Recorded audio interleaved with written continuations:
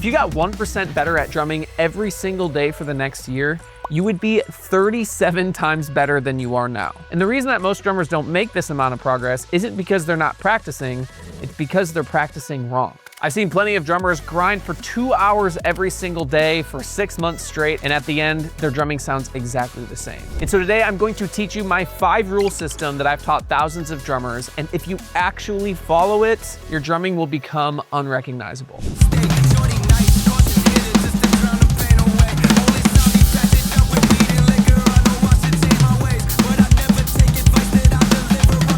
Rule number 1 is called the sniper rule. Now, a ton of drummers are practicing their drums like a sawed-off shotgun in a zombie movie. And as a result, their brains get totally eaten. I've seen it 1,000 times. Well, I haven't seen 1,000 drummers' brains get eaten, but I've seen them scattershot their practice when instead they should be practicing like a sniper. Because the reality is, it's just not as efficient to work on 8 things all at once. Instead, you want to find the one thing that's holding your drumming back the most and spend 80% of your time attacking that weakness so it can become a strength. And the other 20% of the time is used as maintenance to keep your other skills up, but we have to start off with your biggest weakness. So if you want to know how to identify yours, just use my handy dandy CCTTP method.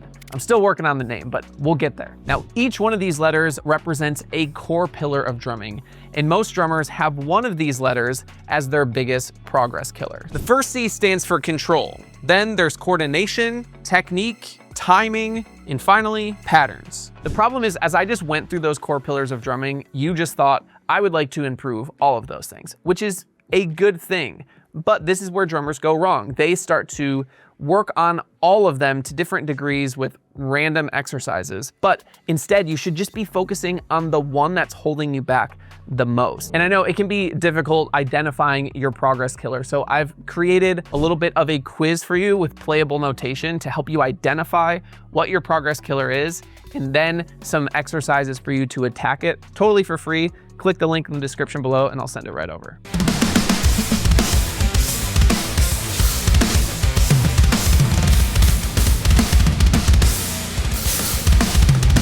Once you identify your weakness, you need to understand how to track it, because some drummers are tracking their practice, but they're using the wrong metrics. So let's dive into rule number 2, the perfect 10 rule. If I got invited to Subway Takes, here would be my hot take. Being a fast drummer is a nonsense goal. Because if you can play blast beats at 240 BPM, but everything sounds like a sloppy mess, you're not a fast drummer. You're just an insanely sloppy drummer who's playing fast. The drummers who get 1% better every single day don't track tempo, they track clean reps. So here's how you do it. You get your exercise, you set a tempo for where you can play the exercise clean. And what you're tracking is trying to get it 10 times in a row without messing up. And if you do mess up, you start over from 0. It sucks and it's frustrating, but it works. So if we were to compare 2 drummers, drummer A, who practices at 180 BPM every day, is constantly pushing and grinding, but it's pretty sloppy. And we compare that to drummer B, who's dropping it down to 130 BPM and is able to do 10 clean takes and then makes a slight bump up to the tempo. 3 months later, drummer A is still gonna be stuck at 180 BPM, and drummer B will far surpass them, probably in the 200 range, sounding way cleaner, probably like Eloy Casagrande.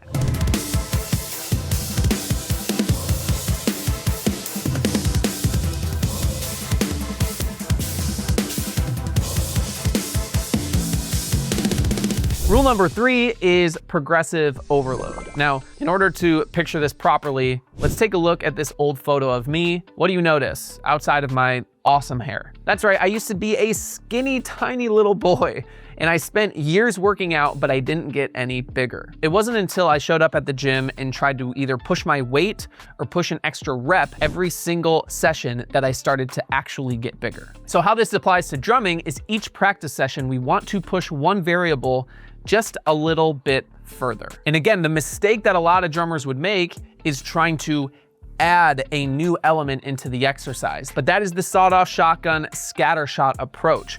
Instead, we are going to go deeper into the same concept. So I've got a menu for you to choose from on how you can push the exercise every single practice session. Now, the two most obvious ways that you can use progressive overload are: one, you push the tempo each and every practice session. This can even be by 1 or 2 BPM, or you push how many reps you are going for. Instead of 10 clean reps, you go for 11 or 12. The next thing you can try to improve is see if you can get your 10 clean reps while also going for higher accuracy in your timing. What I like to do is add something that I learned from Benny Greb, which is called a gap click. The concept is the metronome plays for one measure and then turns off for a measure. And when that metronome shuts off, it's a big challenge for you to stay on time to line up with the click when it comes back in. The next thing from the progressive overload menu that you can choose is to improve the dynamics of the exercise. This is what separates the beginners from pro drummers. Everyone can play a basic 4 on the floor beat, but pros make it sound really good, and that's because they have control over their dynamics. So as you're practicing your exercise, see if you can play it very quietly, play it very loudly, play it somewhere in between. This gives you dynamic range so you can push and pull the volume while still trying to make sure that you're hitting that perfect 10 in a row. And finally, a very obvious one that people don't think about as much is time spent practicing. If you spent 5 minutes the day before, maybe today you can push it to 6 minutes. And trust me, that will actually make a difference over time. This is what makes growing by 1% way, way easier. You're not learning more and more things. You're learning one thing incredibly well. And this is how you'll actually see progress in your drumming and also in your practice log. But one thing to really look out for is drummers get excited by this and try to overload themselves with too much practice time, and then they get completely burned out and they stop. Which is why rule number 4 is the one that decides if you can keep this going for at least 3 months.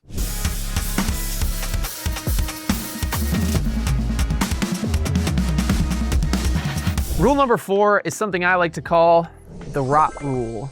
I know it sounds weird and gross, but it's actually a key to actually keep your drumming progressing even when your motivation wears off. Because studies have shown, and I've experienced it in my own life, that consistency beats intensity every single time. The drummer who practices 30 minutes a day, 5 days a week for 3 months straight will destroy the drummer who practices for 3 hours a day for 2 weeks and then quits because they're exhausted. I can't tell you how many times growing up I would set these lofty goals of practicing 3 hours every day. And you know what happened? I would maybe do it for 3 days in a row, and then I would run out of time. And so instead of practicing 3 hours, I wouldn't practice at all because I would think I don't have the time to give.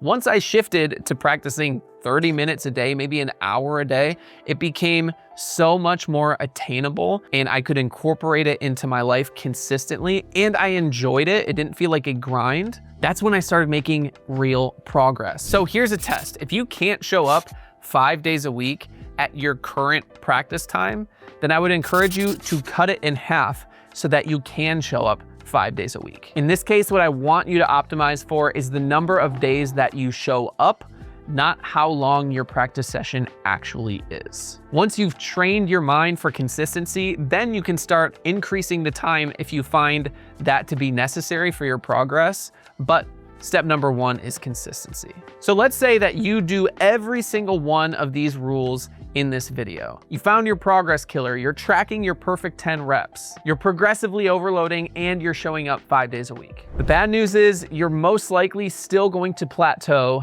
unless you follow rule number 5.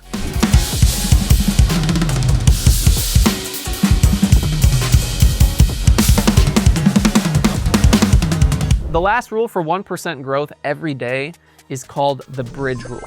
Practicing a skill in isolation and then being able to do that in a live performance are two different things. And if you can't bridge the gap between the two, then you're just stuck in a metronome cave and it's really dark and lonely in there. And I think there's a ton of bats. Do you have to keep bringing that up? You want to see all the hard work from your practice make it over into your performance so you can actually have fun playing with other musicians. So here's the framework I use to bridge the skills that I worked on in my practice over to my performance. If you are practicing something, let's say paradiddles, you've been drilling paradiddles for the past 20 minutes, end your practice session by jamming along to music and trying to incorporate what you just learned into your performance. So if I'm playing to the latest Blink-182 album, I might say, okay, Gabe, how can you creatively incorporate a paradiddle into any of the songs, whether it's a beat, whether it's a fill, anything. This takes your brain outside of practice mode of just repetition of paradiddles. And now it puts it into a creative state of how can I incorporate this thing that I was drilling creatively in context, in music. That is what's going to bridge these two worlds together. But remember, the key is not to pre-plan how you're going to incorporate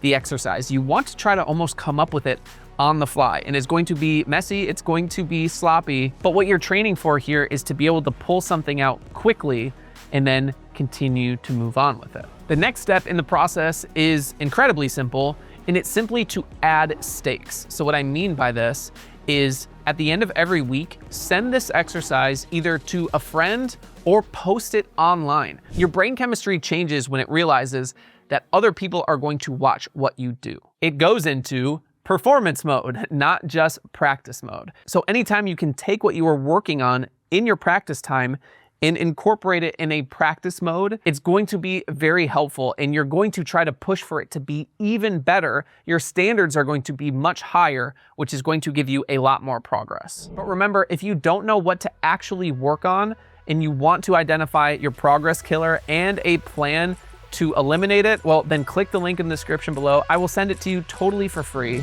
And if you want to see how I improved a random drummer's progress killer in real time, click right here to watch the next video. Peace.